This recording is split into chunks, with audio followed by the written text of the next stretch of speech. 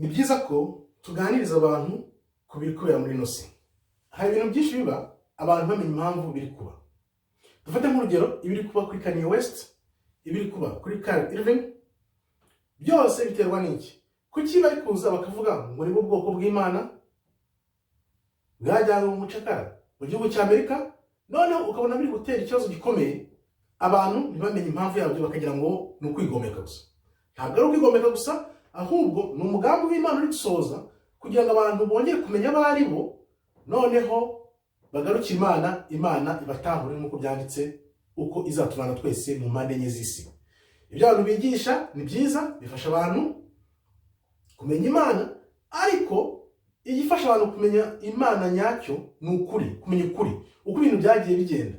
Kuki uyu munsi turi kubona ibintu bihinduka, abirabura bari guhaguka ari benshi cyane bavuga ko ari ubwoko bw'Imana, bagakumirwa, bakabaka ibintu byabo byose, ni ukubera iki? Reka tubiganireho gato, ariko ikinteje kuza kubaganiriza nuko muri ubwo bubyutse bw'abirabura bwo kumenya abo ari bo harimo kutumvikana no gusubiranamo. Ibyo biterwa n'iki rero?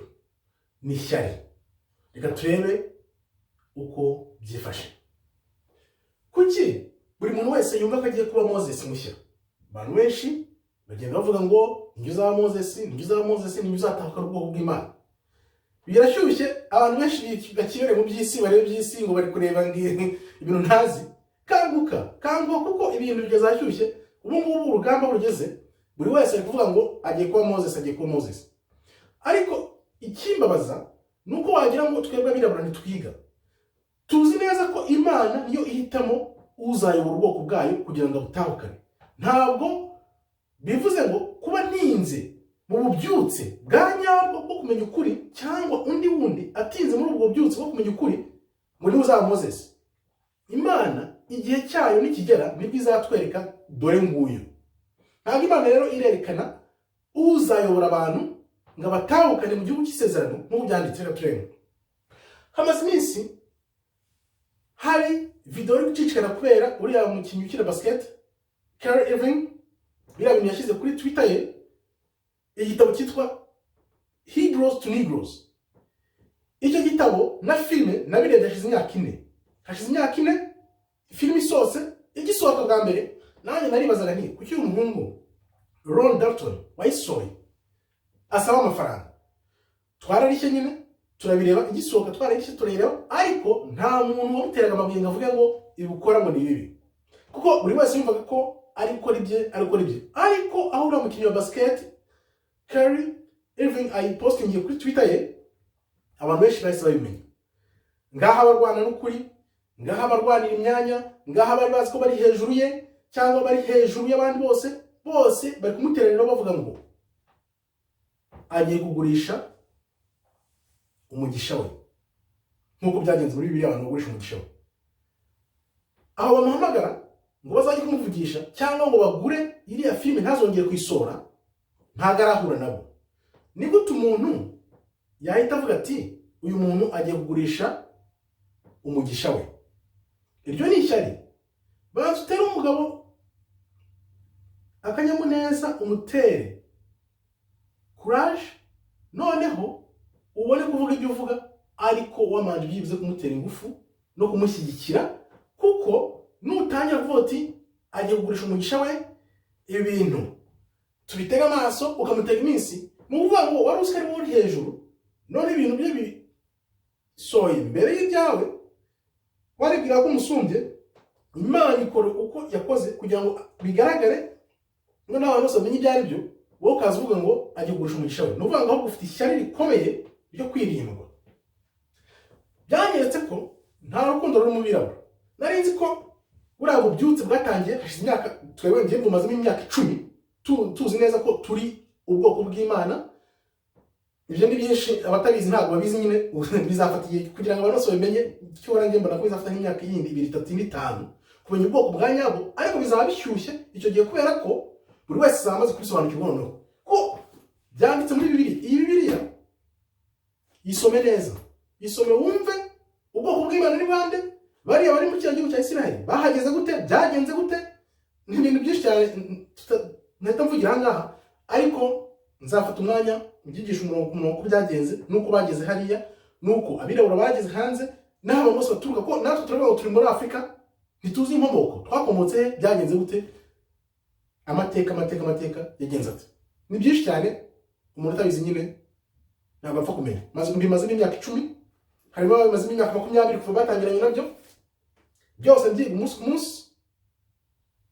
Nshobora kwereka ukuri ubwoko bw'Imana, uko Imana yagukunze, impamvu uri umukene, byagenze gute kugira ngo ukene, ibyo bibazo byose urimo byatewe n'iki, ese uzabivanwamo n'iki, Imana izongera kutubabarira uko bigenze gute, ari uko duhindukiye tukayisanga. Benshi bari beshya ngo bashaka Imana, ariko ntabwo baramenye ko bayishaka, ngo bamenye ko ari ubwoko bw'Imana, noneho bayishaka n'imbaraga, noneho ngo barebe ngo irabasubiza mu gihugu cyabo. Biraje si kera, ariko wowe utabizi cyangwa utabyumva, ni igihe gusa bigiye kugaragara buri wese. Bigiye kugaragara buri wese ko twe turabizi, nicyo gitera imbaraga byo kwigisha ijambo rya jambo, tutigisha ibyo abazungu badupakiyemo batubeshya.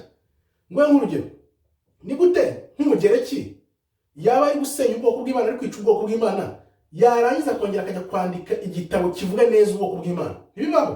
Ni ukuvuga ahubwo iga uko byagenze kera mu isezerano rya kera urimenye, noneho bigufashe kugira inyota yo kumenya Kristo uko byagenze n'amateka yose. Abaroma barahari, ntibatubwire neza uko bishe Kristo, icyabiteye nuko byagenze.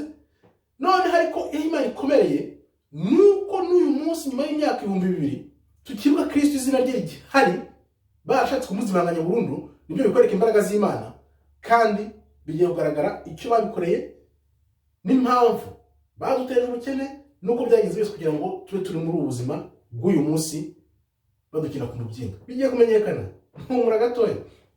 Rero abandi bantu nagaye, iyo filime imaze kujya hagaragara, Hebrews to Negroes, yakozwe na Ron Dalton, yasohotse hashize nk'imyaka 4, nibwo twe twayirebye bwa mbere.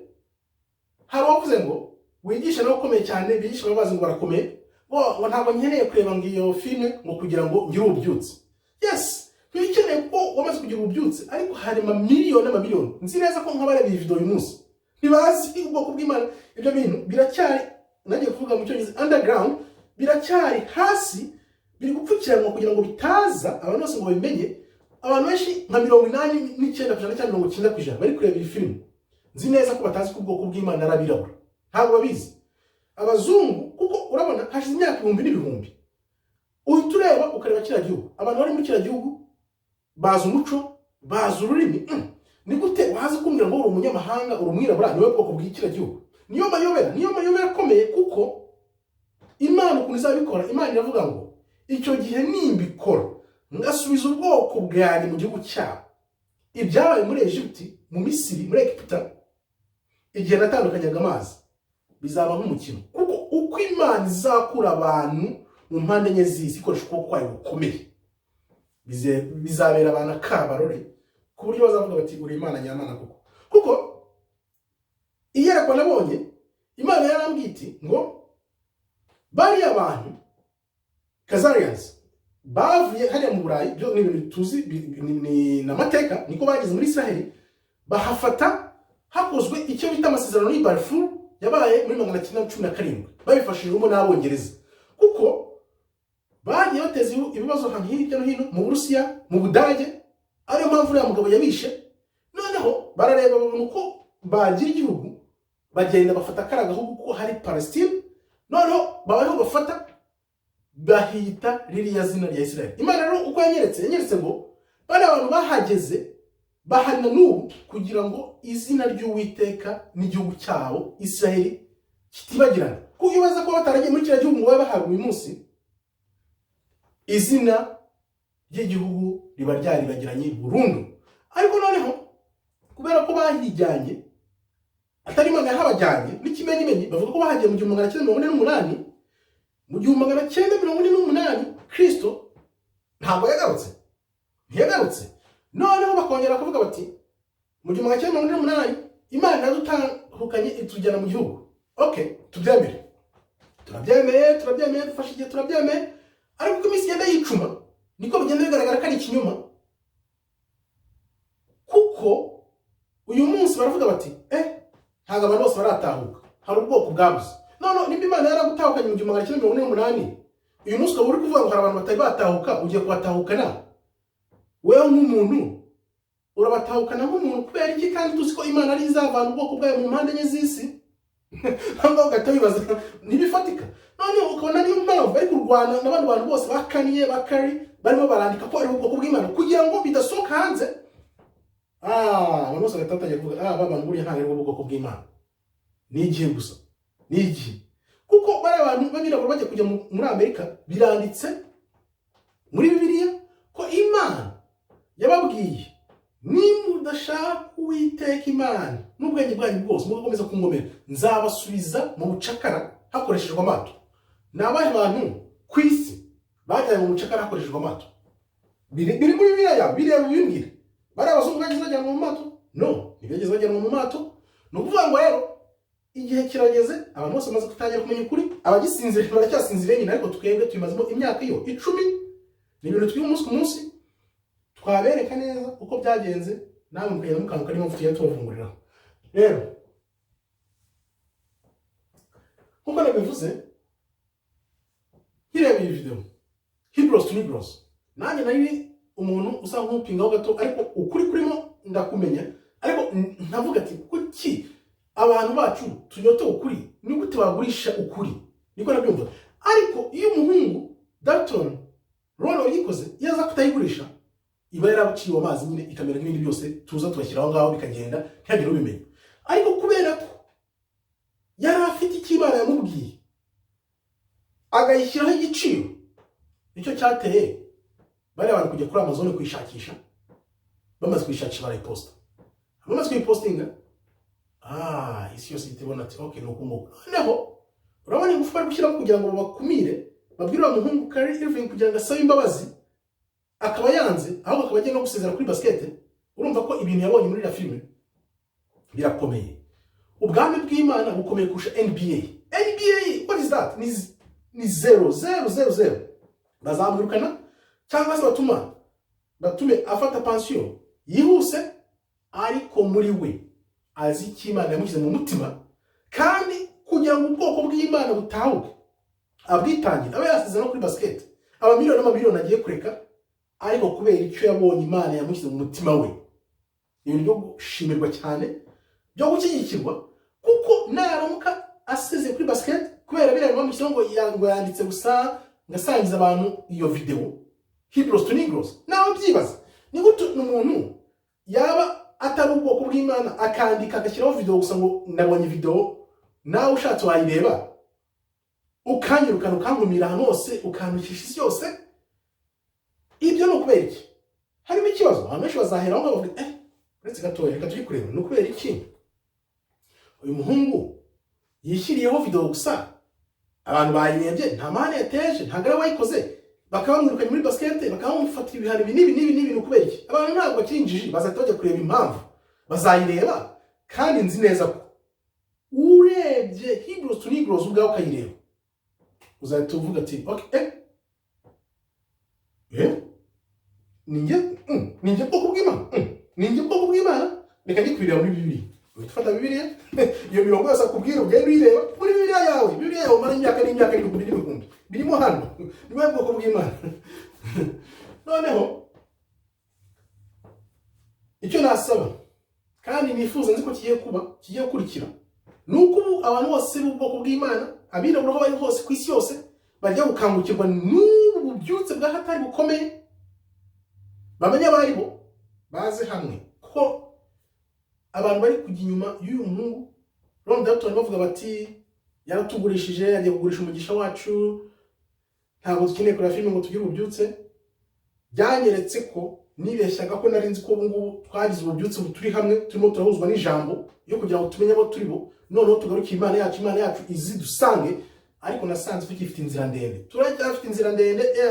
Nicyo byanyeretse, bimaze kunyereka ko tugifite inzira ndende, ariko ni byiza kugira ngo bibe, kugira ngo noneho abantu bakanguke bamenye ababisha n'abagambanyi.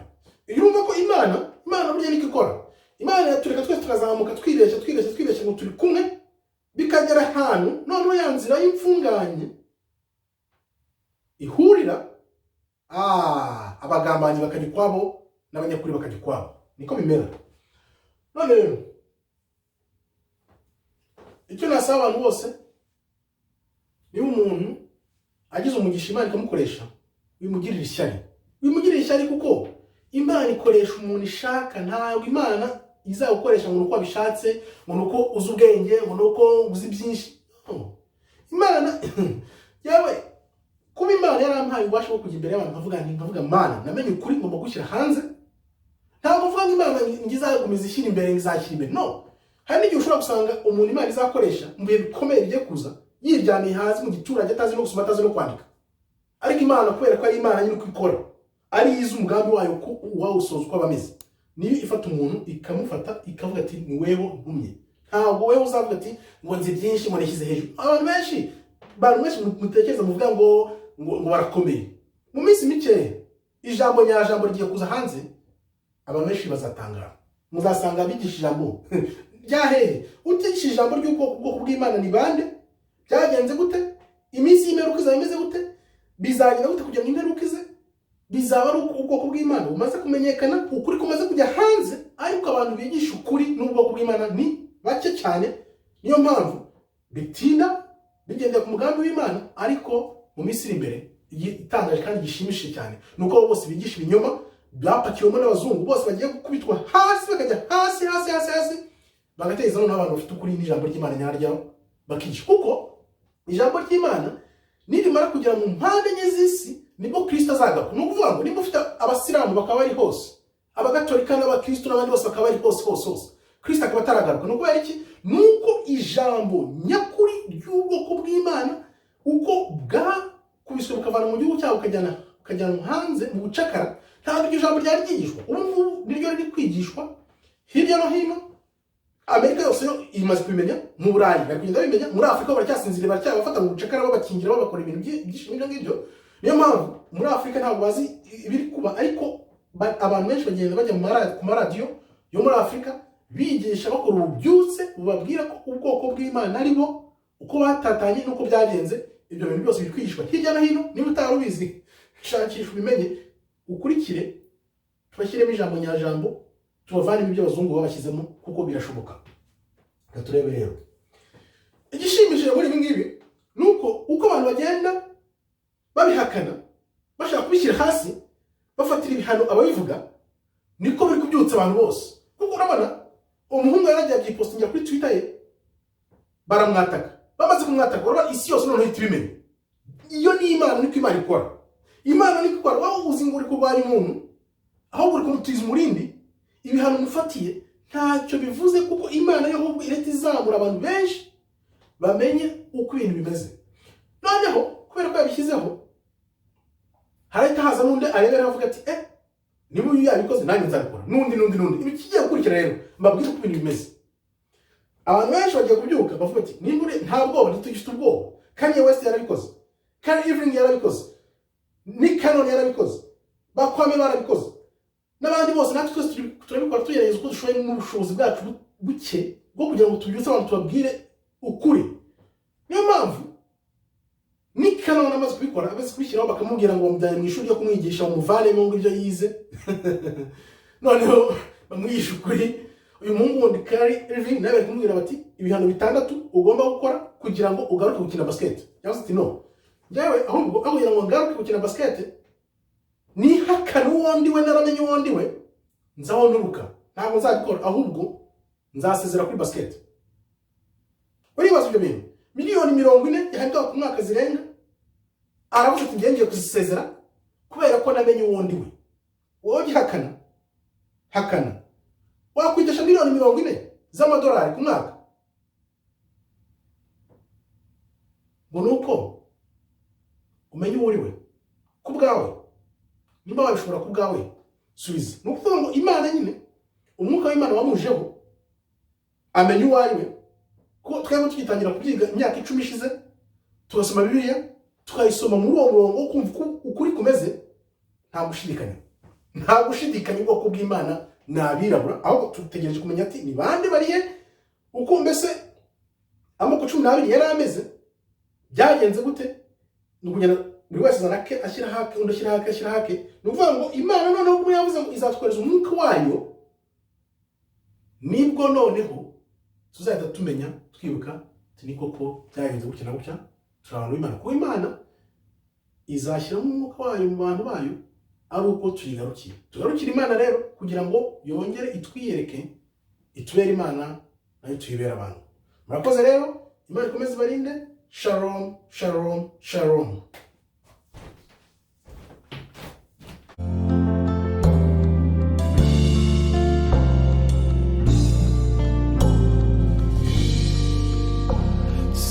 Salvation is my best gift ever. You're the tree of life. I was lost, now I am found.